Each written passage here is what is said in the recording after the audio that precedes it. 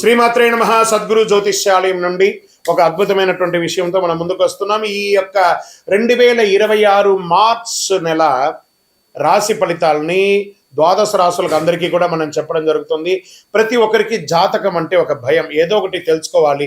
నాకు వ్యాపారం బాగుందా, నాకు ఉద్యోగం బాగుందా, నాకు కోర్టు వ్యవహారాలు ఏమో తెలుస్తుందా, నాకు విదేశాల ఉద్యోగం ఉందా, నా వీసా వస్తుందా, నాకు H1 వీసా వస్తుందా, నా అప్పులు తీరుతుందా, నాకు ఆరోగ్యం ఎట్లా ఉంది, నా వ్యవసాయం ఎలా ఉంది, బాగా చదువుతానా, ఇలాంటి కన్ఫ్యూజన్స్తోనే ఎన్నో వీడియోస్ అన్ని కూడా చూస్తూ ఉంటారు వివిధ మాధ్యమాల ద్వారా. కానీ అందరికీ గుర్తుపెట్టుకుని మన యొక్క మాధ్యమం ద్వారా కూడా మనం ఈ మార్చి నెల యొక్క రాశి ఫలితాలు తెలుసుకోబోతున్నాం. జాతకం అనేది పడుతున్న వర్షానికి ఒక గొడుగు మాత్రమే, కానీ జాతకం జీవితం కాదు. మీరు మిమ్మల్ని నమ్మండి, మీ ఇష్టదేవాన్ని నమ్మండి, జాతకం కూడా అవసరానికి ఉపయోగించుకోండి, కానీ జాతకమే జీవితం కాదు. మీనరాశి మిత్రులారా, 2026 మార్చ్ నెల శుభాశుభ ఫలితాలు ఎలా ఉన్నాయంటే, శని మీ దగ్గర నుంచి కుంభం నుంచి మీలోకి మారిపోయాడు, జన్మ శనిగా మారిపోయాడు. ఇప్పుడు శని అంటేనే ఒక భయం కదా, ఏళ్ళనాడు శని నడుస్తుంది కదా. మీనరాశి మిత్రులారా, క్షణచిత్తం క్షణమాయ, నీళ్ళలో ఒక చాప ఉంటుందా, జిగ్జాగ్ జిగ్జాగ్ జిగ్జాగ్ జిగ్జాగ్ జిగ్జాగ్గా ఉంటుంది కదా. మీకు ఇప్పుడు శని భగవానుడు మీ దగ్గరికి వచ్చేసాడు, గురుస్థానంలోకి వచ్చేసాడు శని భగవానుడు. కానీ గురు ఇంటలెక్చువల్ నాలెడ్జ్ ఉన్నాడు కదా, ఆ శనిని కూడా ఎలా హ్యాండిల్ చేయాలనే ఒక జ్ఞానం ఉన్న వాళ్ళు ఎవరైనా ఉన్నారంటే అది మీనరాశి మిత్రులే. గురు భగవానుడు 3వ స్థానంలో, శని జన్మస్థానంలో, రాహు 12లో, కేతు 6లో, కుజుడు 4లో, సూర్యుడు బుధుడు 12లో, శుక్రుడు 12వ స్థానంలో, చంద్రుడు చంద్రాష్టంలో కూర్చున్నాడు. ఇది సాధారణ నెల కాదు. శని మిమ్మల్ని పరీక్షిస్తాడు, కానీ గురువు దారి చూపిస్తాడు. చాలదా? ఈ నెల మీరు తీసుకునే నిర్ణయం మీ జీవితాన్ని మార్చేస్తుంది. మీనరాశి మిత్రులారా, ఉగాది నెల మీకు ఎలా ఉండబోతుంది అంటే, ప్రభుత్వ ఉద్యోగం తీసుకుంటాం, జన్మరాశిలో ఒత్తిడి పెరుగుతుంది. నోటి దగ్గర వచ్చి కూర్చుంటాడు, కాళ్ళలో కూర్చుంటాడు, నెత్తి మీద కూర్చుంటాడు, ప్రమోషన్ ఆలస్యంగా ఉంటుంది, క్రమశిక్షణ ఉండకుండా ఉంటుంది, గౌరవం తగ్గుతుంది, అపార్థాలు చేస్తారు, చిన్న చిన్న పొరపాట్లు చేస్తారు, అసాంఘిక కార్యక్రమాలకి బాగా ప్రోత్సాహం వస్తుంది. నో,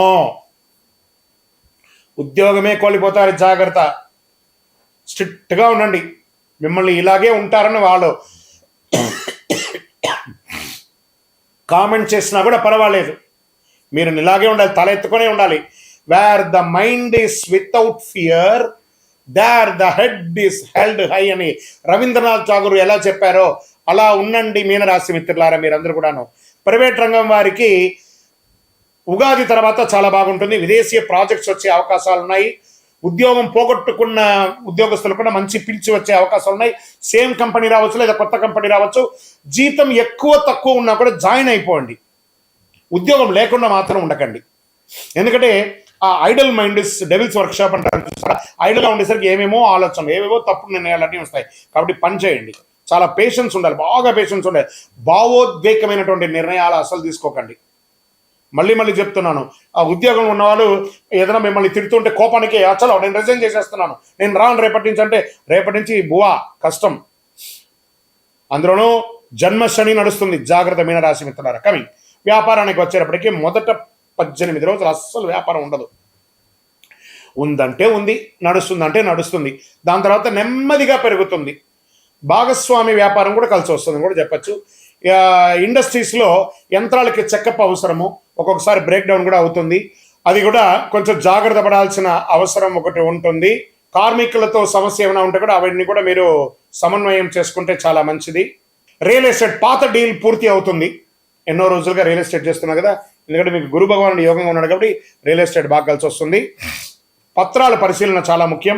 మీ దగ్గర కొనుక్కునే వాళ్ళు లేదా మీరు ఎవరి దగ్గర కొనుక్కుంటే కూడా documentation verification is very must and important. బాగా చూసుకోండి, డ్యూల్ రిజిస్ట్రేషన్ అయిందా లేదా ఇంకోట అవన్నీ కూడా చూసుకోండి. స్పెక్యులేషన్లో చాలా జాగ్రత్త. షేర్ మార్కెట్లో మార్చి 9, 14 మధ్యలో షేర్ చేయకండి. ఈ నెల కాస్త షేర్ మార్కెట్కి దూరంగా ఉండడానికే ప్రయత్నం చేయండి, జాగ్రత్త. ఇంకా ఆర్థిక స్థితి, మీనరాశి వారికి విదేశీ ఖర్చు ఎక్కువ ఉంటుంది, ఖర్చులు పెరుగుతాయి. ఇంట్లో ఖర్చులు, మరమ్మత్తు, ఇల్లు రిపేర్ చేసుకునే మరమ్మత్తు, వాస్తు పరంగా చేసుకోవడం, పిల్లల స్కూల్ ఫీజు లేకపోతే కాలేజ్ ఫీజో, లేదా వైద్య రంగమైనటువంటి ఇదో, లేదా సర్టిఫికేషన్సో, లైసెన్సో, ఇన్సూరెన్సో, ఒకటే నెల ఎన్నో ఖర్చులు ఇలా క్రష్ అయిపోయి, ఒక చెరుకు మిషన్లో చెరుకు ఎలా వేస్తే పిప్పి అవుతారో అలా అవుతున్నారు మీనరాశి వాళ్ళు. అందులోనూ మీరు ఈ యొక్క సౌందర్యానికి కావలసినటువంటి వనరులు ఎక్కువ కొంటుంటారు. బాగా షోక్ మీకు చెప్పులు కొనడము, బ్యాగులు కొనడము, షూస్ కొనడము, లేదా కాస్మెటిక్స్ వేసుకోవడం. స్త్రీ పురుషులు ఎవరైనా ఇలాంటి ఖర్చులు తగ్గించండి. దానివల్ల సైడ్ ఎఫెక్ట్స్ కూడా వస్తాయి, డబ్బుల ఎఫెక్ట్ కూడా వస్తాయి. జాగ్రత్త. విలాస ఖర్చులు తగ్గించండి. అవుట్ సైడ్ ఫుడ్ ఈటింగ్ తగ్గించండి మీనరాశి మిత్రులు. ఇంకా దాంపత్యంలో చిన్న చిన్న అపార్థాలు వస్తాయి. మనశ్శాంతి కూడా భార్య భర్తలు కూర్చొని మాట్లాడండి, లేదా వాళ్ళ మధ్య అగాధం పెరిగి ఒకరి పట్ల ఒకళ్ళ వైరం, ఒకళ్ళు చూస్తే ఒకళ్ళు శత్రువులాగా ఒక ఫీలింగ్ వస్తుంది. దాన్ని కూర్చొని మాట్లాడుకుని రాత్రి పడుకునేటప్పుడు కూర్చొని మాట్లాడి, నీ వల్ల నా తప్పైందా, నా వల్ల నీ తప్పైందా, ఎవరు తప్పు నాకు సారీ అని చెప్పేసి ప్రశాంతంగా ఉండండి. నెక్స్ట్ డే ఫ్రెష్ డేగా ఉండండి. ప్రేమికులు రహస్య విషయం బయటపడే అవకాశం ఉన్నాయి. పాత ప్రేమ తిరిగి రావచ్చు, లేదా ప్రేమికుల మధ్య అపార్థం పెరిగిపోయి విడిపోయే అవకాశాలు కూడా ఉన్నాయి. కుటుంబం, తల్లి యొక్క ఆరోగ్యం జాగ్రత్తగా ఉండండి. తల్లికి ఏదైనా ఆరోగ్యపరమైనటువంటి విషయం తీసుకోవచ్చు. మళ్ళీ ఇంకోటి, ఇంట్లో శుభవార్తలు వచ్చే అవకాశం, కొత్త సంతానం రావడం, కొడుకు కూతురు లేదా మనవలు మనవరాళ్ళు ఇలా రావడం, లేదా కోడలు రావడం, లేదా అల్లుడు రావడం, వివాహాది శుభకార్యాలు, గృహప్రవేశాది శుభకార్యాలు, ఇవన్నీ కూడా వచ్చే అవకాశాలు చాలా చాలా చాలా చాలా మీనరాశి వారికి ఉన్నాయి. సోదరుల మధ్య ఆప్యాయత కంప్లీట్గా తెగిపోతూ ఉంది. పిలిచి మాట్లాడి, భోజనం పెట్టి, ఒక చాయ్ కాఫీ ఇచ్చి మాట్లాడి అపార్థాలన్నింటినీ కూడా తొలగించేసుకోండి, చాలా మంచిది.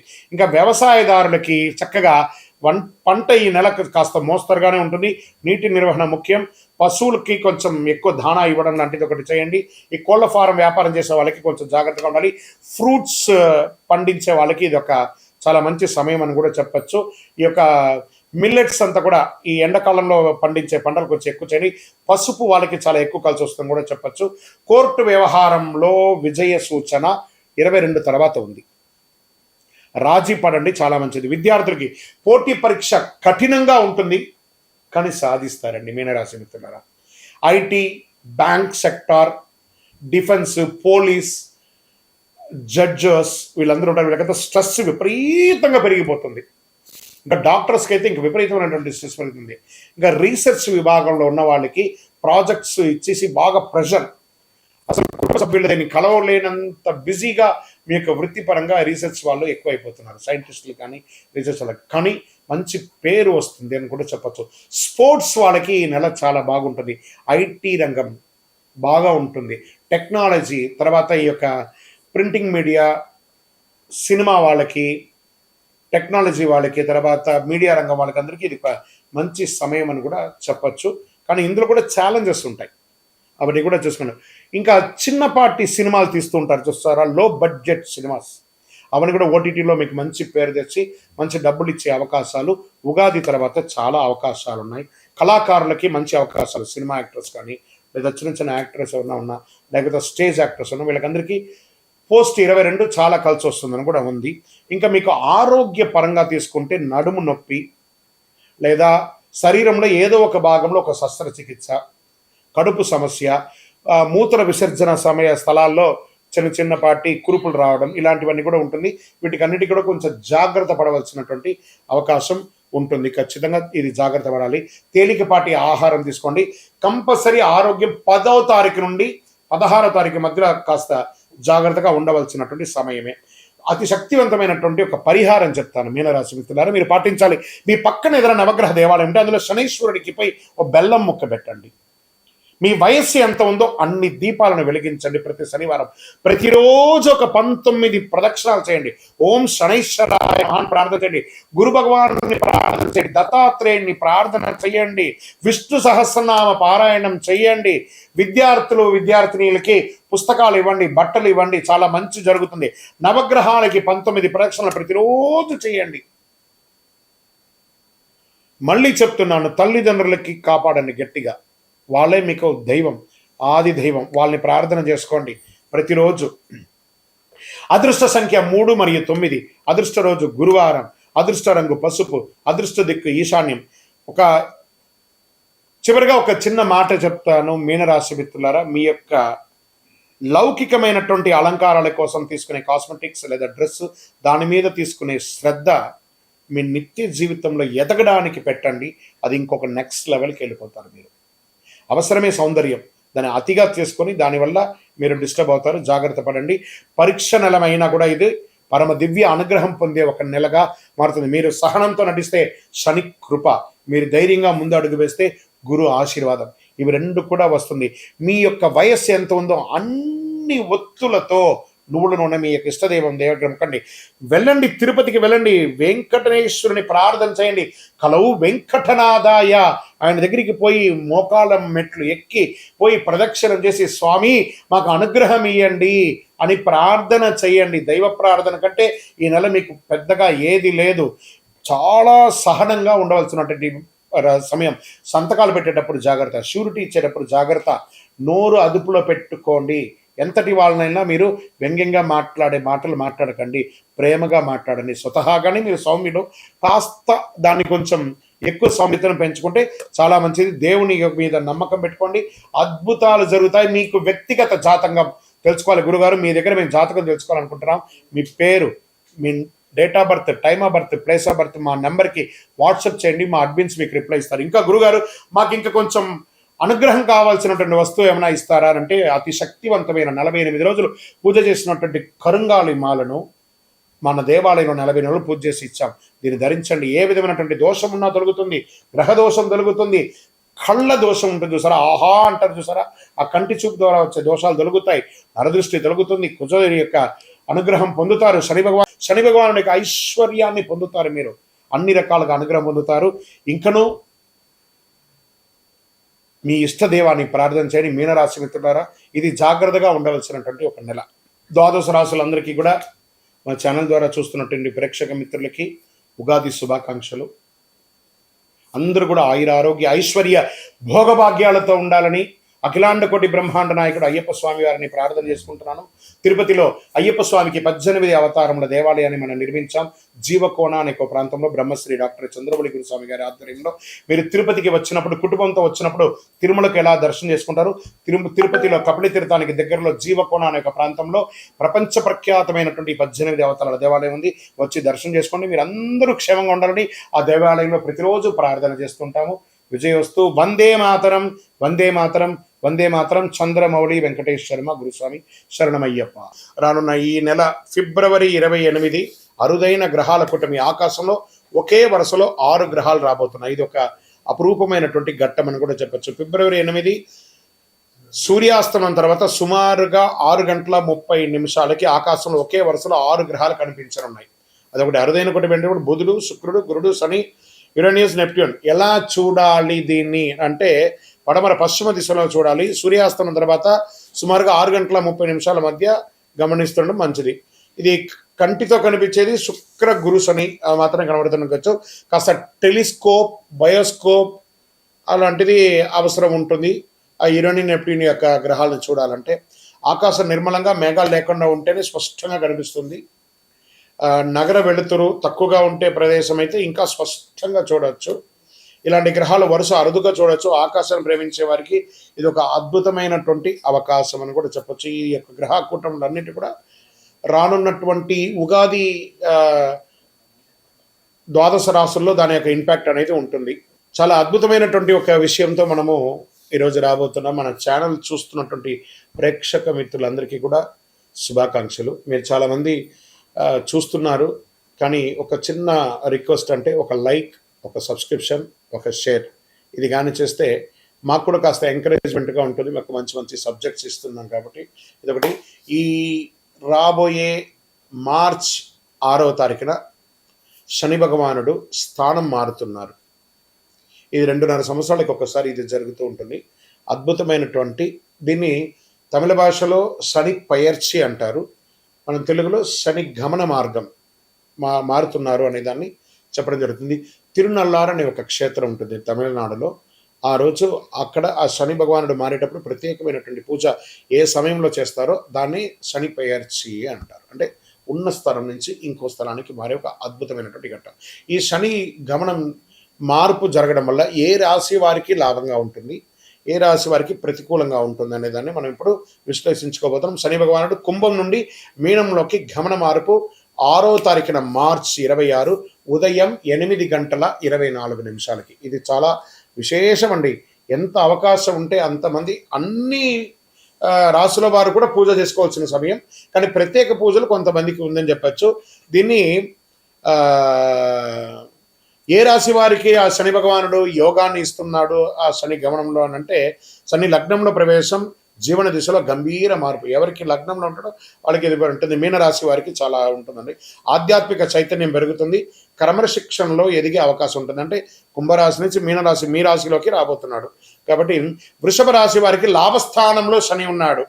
దీర్ఘకాలిక పెట్టుబడుల ఫలితం, ఆర్థిక స్థిరత్వం కూడా ఉంటుంది. తర్వాత మకర రాశి వారికి శని మీ యొక్క స్వగ్రహాధిపతి కాబట్టి శ్రమకు ప్రతిఫలం ఉంటుంది. ఉద్యోగం, పదోన్నతి అవకాశాలు చాలా ఉన్నాయి. విదేశీయ గమనం కూడా ఉంటుంది. ఎవరు జాగ్రత్తగా ఉండాలి, ఏ రాశి వారు జాగ్రత్తగా ఉండాలి అంటే మిథున రాశి వారు కర్మస్థానంలో ఒత్తిడి, ఉద్యోగంలో బాధ్యతలు పెరుగుతాయి. జాగ్రత్త నిర్ణయాలు, అసాంఘిక కార్యక్రమాలు పాల్గొనకూడదు. ఇక కన్యా రాశి వారికి సంబంధాల్లో పరీక్ష కాలం, భార్యాభర్తల మధ్య ఉంటుందని చెప్పి మాటల విషయంలో కాస్త జాగ్రత్తగా ఉండాలి. ఇవి రెండే. కానీ కన్యా రాశికి మిగతా గ్రహాలన్నీ యోగంగా ఉంది కాబట్టి కొంచెం జాగ్రత్త పడాలి. ధనుసు రాశి వారికి అర్ధాష్టమ శనిలో ఉన్నారు. గృహ కుటుంబ విషయంలో ఆందోళన, ఆస్తి నిర్ణయాల ఆలస్యం ఇవన్నీ కూడా అవుతూ ఉంటుంది. శని ఎప్పుడు శిక్షకారకుడు కాదు. అదేవిధంగా సింహరాశి వారికి కూడా అష్టమ శనిలో ఉన్నాడు. కొంచెం జాగ్రత్తగా ఉండాల్సినటువంటి సమయం. ఈ ప్రకృతి విపత్తులు కూడా వచ్చే అవకాశాలు ఈ శని గమనం ద్వారా కూడా ఉందండి. కొండ ప్రాంతాల్లో భారీ వర్షాలు, కొండ చర్యలు కింద పడడము, చిన్న చిన్న భూకంపాలు లాంటి రావడము, జల ప్రళయం అనేది కనబడుతుంది. తీర ప్రాంతాల్లో సముద్ర ప్రభావం ఎక్కువ ఉంటుందని కూడా చెప్పడం జరుగుతుంది. వరదల వల్ల వ్యవసాయానికి మిశ్రమ ఫలితం ఉంటుందని కూడా ఈ శని యొక్క మార్పు వల్ల ఉంటుందని కూడా చెప్పచ్చు. జలతత్వం శని గమనంలో ప్రకృతి శక్తులన్నీ కూడా అధికంగా ప్రేరేపింపబడతాయి కాబట్టి జాగ్రత్తగా ఉండాలి. శని భగవానుడు శత్రువు కాదు, మన కర్మ ప్రతిబింబమే శని భగవానుడు. కాబట్టి ఆ శని గమనాన్ని ఆ రోజు మార్చ్ 6వ తారీఖున ప్రతి ఒక్కళ్ళు దేవాలయానికి వెళ్ళి ఒక 19 ప్రదక్షిణాలు చేయండి. కాకధ్వజాయ విద్మహే ఖడ్గహస్తాయ ధీమహి తన్నః మంద ప్రచోదయాత్. నీలాంజన సమాభాసం రవిపుత్రం యమాగ్రజం ఛాయామార్తాండ సంభూతం తన్నమామి శనైశ్వరం. ఈ యొక్క మంత్రాన్ని ఎప్పుడు కూడా మీరు పారాయణం చేస్తూ ఉండండి. చాలా అద్భుతమైనటువంటి ఫలితాలని పొందుతారు. ఇంకను మీ యొక్క వ్యక్తిగత జాతకం కోసం మా నంబర్ ఉంది చూసారా, ఆ నంబర్కి మీ యొక్క పేరు, date of birth, time of birth, place of birth చేసుకొని మా అపాయింట్మెంట్ కూడా మీరు ఫిక్స్ చేసుకొని మీ యొక్క వ్యక్తిగత జాతకం కూడా మీరు తెలుసుకోవచ్చు. మార్చ్ నెలలో ఉన్నటువంటి ముఖ్యమైనటువంటి రోజులు ఏమైనా ఉన్నాయా, విశేషమైనటువంటి పండగలు ఏమైనా ఉన్నాయా అంటే ఫస్ట్ మనము తీసుకుంటున్నాం. చాలా ముఖ్యమైనటువంటి ఈ మార్చ్ నెల చాలా విశేషమైనటువంటి రోజులు ఉన్నాయి. 6వ తారీఖున మార్చ్ శుక్రవారం శని భగవానుడు గమన మార్పు కుంభం నుండి మీనంలోకి వచ్చే ఒక అద్భుతమైనటువంటి రోజు ఉదయం 8:24 మార్చి 10 ఆమ్లకి ఏకాదశి. మార్చి 13 మరియు 14 2 రోజులు వచ్చింది హోలీ. కాళిగా హోళికా దహనం, హోలీ యొక్క కామదహనం అనేది ఉంటుంది చూసారా, 13, 14 ఉంది. మార్చి 18 అమావాస్య, 19 నాడు ఉగాది, తెలుగు నూతన సంవత్సరం ప్రారంభం, పంచాంగ శ్రవణం ఉంటుంది. మార్చి 25 శ్రీరామ నవమి, చాలా విశేషమైనటువంటి రోజు. తర్వాత end of the month last day నుంచి మొదలు పెడితే ఏప్రిల్ 1 వరకు అయ్యప్ప స్వామి వారి పుట్టినరోజు. ఇది చాలా విశేషమైనటువంటి మార్చిలో ఉన్నటువంటి పండగలు వాతావరణాన్ని కూడా. రానున్న ఏప్రిల్ 1వ తారీఖున అయ్యప్ప స్వామి వారికి జన్మదినం. చాలా అద్భుతమైనటువంటి పూజలు ప్రతి దేవాలయంలోనూ, శబరిమలలో కూడా చాలా విశేషంగా పంబా ఆరాట్ అనే విశేషాన్ని చేస్తారు. ఏప్రిల్ 1వ తారీఖున జరగబోయే ఒక అద్భుతమైనటువంటి రోజు. ఉభయ తెలుగు రాష్ట్రాలే కాకుండా దేశ విదేశాల్లో ఉన్నటువంటి ప్రతి అయ్యప్ప స్వామి దేవాలయంలోనూ చక్కగా ఆ దేవాలయాన్ని అలంకారం చేసి గణపతి హోమాదులు, స్వామివారికి అభిషేక ఆరాధనలు, పట్టు పీతాంబరాలు ఇచ్చి స్వామివారికి తీపి వంటలన్నీ కూడా చేసి వచ్చిన భక్తులకు అందరికీ కూడా తీపి ఇచ్చి చక్కగా విద్యార్థులకి ఎగ్జామ్ టైం కాబట్టి మన దేవుని ప్రసాదంగా పుస్తకాలు, పెన్సిల్స్ పంచండి. సాయంత్రం చక్కగా పడి పూజ చేయండి, అన్నదానం చేయండి. అప్పటి నుంచి బాగా వేడి తాపడి ఉంటుంది కాబట్టి ప్రతి దేవాలయంలోనూ ఒక కుండను ఏర్పాటు చేసి దాహార్తిగా ఈ యొక్క నీళ్ళ సర్వీస్ని కూడా చక్కగా చేయండి. అద్భుతమైనటువంటి సేవ చేయండి. ప్రతి అయ్యప్ప భక్తులు గుర్తుపెట్టుకోవాలి, మార్చిలో కాదు అయ్యప్ప బర్త్డే, ఏప్రిల్ 1వ తారీఖున శబరిమలలో చేస్తున్నారు. మనం కూడా అందరం కలిసికట్టుగా స్వామివారి జయంతి ఉత్సవాన్ని దిగ్విజయంగా చేస్తాము. స్వామియే శరణం అయ్యప్ప.